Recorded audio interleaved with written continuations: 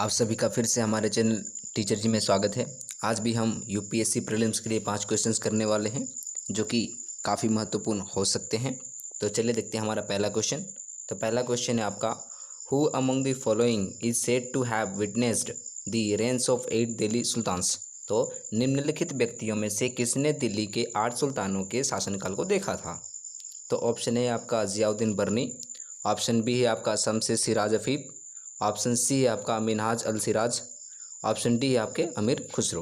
तो इसका जो सही जवाब है आपका वह है अमीर खुसरो। ठीक है, अमीर खुसरो जो थे वह एक सूफी संत थे। ठीक है, एक सूफी संत थे। ठीक है, और यह निज़ामुद्दीन औलिया, ठीक है, निज़ामुद्दीन औलिया के डिसाइपल थे, शिष्य थे। ठीक है, वही निज़ामुद्दीन औलिया जिन्होंने कि आपकी चिश्ती ऑर्डर को फाउंड किया था। ठीक है, एक चिश्ती ऑर्डर है उसको फाउंड किया था। ठीक है, चिश्ती ऑर्डर को फाउंड किया था। और इन्हें जो है अमीर खुसरो को जो है फादर ऑफ कवाली भी कहते हैं। ठीक है, फादर ऑफ कवाली भी कहते हैं। ठीक है, और इन्होंने जो अमीर खुसरो ने जो है उन्होंने गियासुद्दीन बलबन से लेकर मोहम्मद बिन तुगलक के शासनकाल को देखा था। ठीक है, तो ऑप्शन डी हमारा जो सही जवाब है। और जो मिन्हाज अल सिराज है ऑप्शन सी आपके, ये एक हिस्टोरियन थे। ठीक है, ये एक हिस्टोरियन थे, एक हिस्टोरियन थे ये आपके।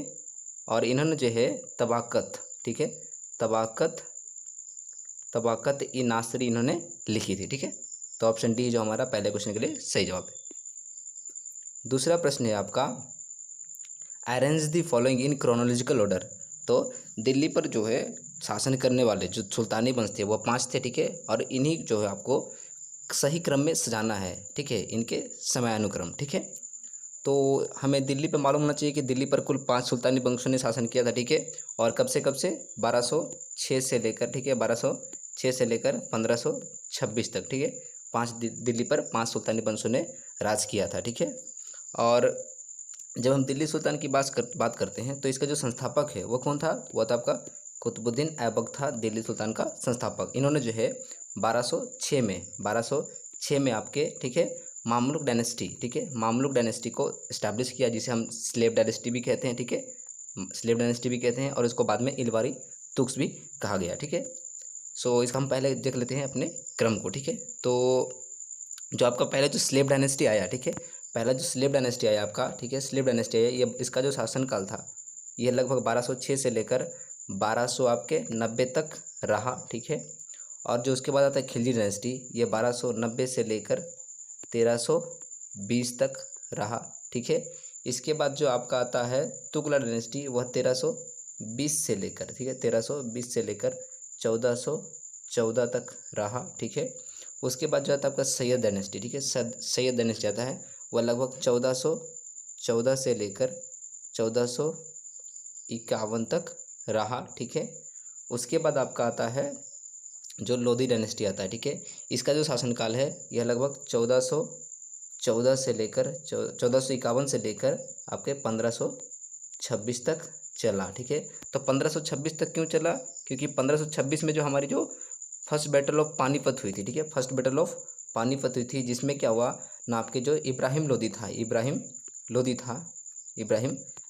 को, ठीक है, इब्राहिम लोधी को आपके बाबर ने, ठीक है, बाबर ने हरा दिया था पहले पानीपत युद्ध में, और मुगल वंश की आधारशिला रखी थी।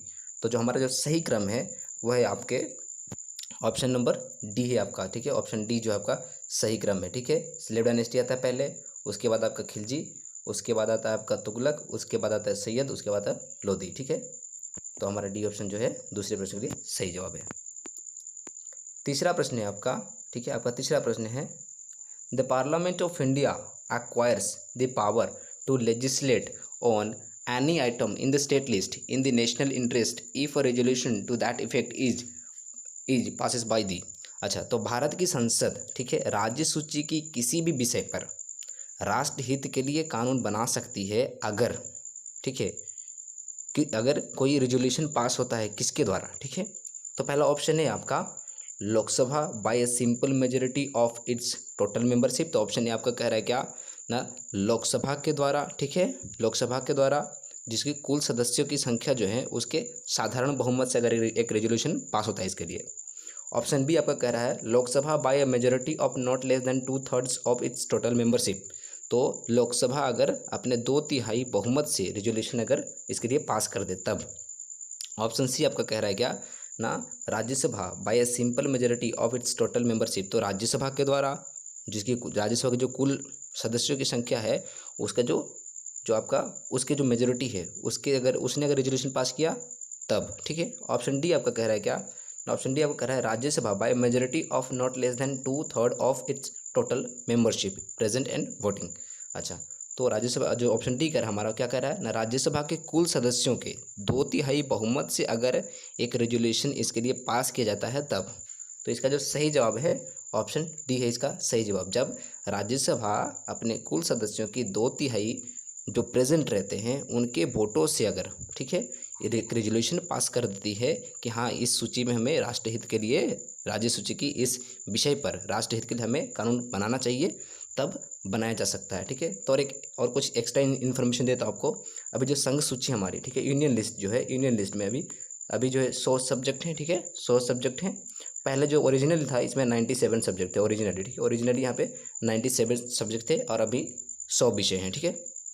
और जो आपका स्टेट लिस्ट है, स्टेट लिस्ट जो है आपकी, स्टेट लिस्ट में आपकी अभी, स्टेट लिस्ट में अभी आपकी कितनी, कुल आपकी 61 हैं। और ओरिजिनली कितने थी, ओरिजिनली आपकी 66 थी, ठीक है। और जो समवर्ती सूची जिसे हम कहते हैं, ठीक है, समवर्ती सूची कहते हैं जिसको हम, जैसे कि हम कंकरेंट लिस्ट कहते हैं, ठीक है, उसमें आपके पहले जो थे वह 47 थे पहले, और अब जो है आपका 52 है, ठीक है। तो ऑप्शन डी जो हमारा तीसरे प्रश्न के लिए सही जवाब है। चौथा प्रश्न देखते हैं आपका।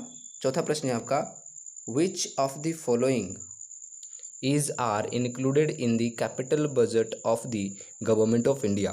तो जो है निम्नलिखित में से कौन सा भारत सरकार के पूंजी बजट में शामिल किया जाता है, ठीक है। तो ऑप्शन ए है आपका, क्या कह रहा है, ऑप्शन एक में आपका क्या बता रहा है कथन में, तो बता रहा है expenditure on acquisition of assets like roads, buildings, machinery etcetera. तो सड़क, भवन, मशीनरी, ठीक है, मशीनरी इत्यादि जो परिसंपत्ति है ना, परिसंपत्ति के अधिग्रहण पर व्यर्थ, मतलब जो व्यय जो खर्च करते हैं उसको, ठीक है। ऑप्शन दो कह रहा है आपका loans received from foreign governments, जो हम विदेश सरकारों से जो प्राप्त ऋण लेते हैं, ठीक है, ऋण। तीसरा कह रहा है कथन loans and advances granted to the states and union territories. तीसरा कथन कह रहा है कि राज्य और केंद्र शासित प्रदेशों को दिए गए अग्रिम या अनुदान पूंजीगत व्यय, ठीक है। तो इसका जो सही जवाब है आपका वो है आपका ऑप्शन डी है, ठीक है, ऑप्शन डी है, ठीक है। क्यों, क्योंकि जो हमारा जो पूंजी बजट होता है केंद्र का, उसमें ये तीनों चीज़ें आती है, ठीक है।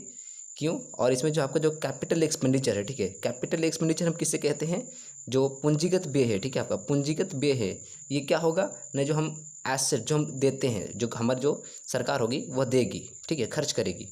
और जो लोन रिसिप्ट जो हम लेते हैं, ठीक है, जो हम पूंजी प्राप्ति करते हैं, ठीक है, उसे हम लोन रिसिप्ट कहते हैं, जिसे हम कैपिटल रिसिप्ट कहते हैं, ठीक है। तो ऑप्शन डी जो हमारा सही जवाब होगा इसके लिए, चौथे प्रश्न के लिए। पांचवा प्रश्न है आपका which of the following statements is are correct. तो इसमें जो कथन दिया गया है स्टेटमेंट, इसमें से कौन सा आपका जो है सही है, ठीक है। तो वायरस का इन्फेक्ट, तो वायरस, ठीक है, यह जो है किसको इन्फेक्ट कर सकता है, मतलब किस पे प्रभाव अपना डाल सकता है, इन्फेक्ट कर सकता है, ठीक है। तो ऑप्शन ए क्या आपका बैक्टीरिया बता रहा है, ऑप्शन दो फंगी बता रहा है, ठीक है, ऑप्शन तीन जो आपका प्लांट्स बता रहा है, ठीक है। तो इसका जो कोड के अनुसार हमें आंसर सॉल्व करना है, तो पहला कोड है आपका ऑप्शन ए 1 and 2 ओनली, मतलब आपका बैक्टीरिया और फंगी बता रहा है। ऑप्शन बी आपका 3 ओनली बता रहा है, मतलब प्लांट्स। और ऑप्शन सी बता रहा है 1 and 3 ओनली, मतलब बैक्टीरिया और प्लांट्स। और ऑप्शन डी बता रहा है 1 2 3, मतलब तीनों को बता रहा है, बैक्टीरिया, फंगी एंड प्लांट्स, तीनों को बता रहा है। तो इसका जो सही जवाब है वह है आपका ऑप्शन डी, ठीक है, ऑप्शन डी इसका सही जवाब है। क्योंकि जो वायरस होता है, वायरस है, वह किसी भी लिविंग ऑर्गेनिज्म को प्रभावित कर सकता है, ठीक है, इन्फेक्ट कर सकता है ये आपको, ठीक है, चाहे वो आपके बैक्टीरिया हो, फंगी हो, प्लांट्स हो, कुछ भी जिसमें अगर कोई लिविंग और आपके जो, ठीक है, लिविंग अगर कोई कुछ है तो उसको जो आपका ये इन्फेक्ट कर सकता है लिविंग ऑर्गेनिज्म को, ठीक है। तो ऑप्शन डी जो आपका इसके लिए सही जवाब है।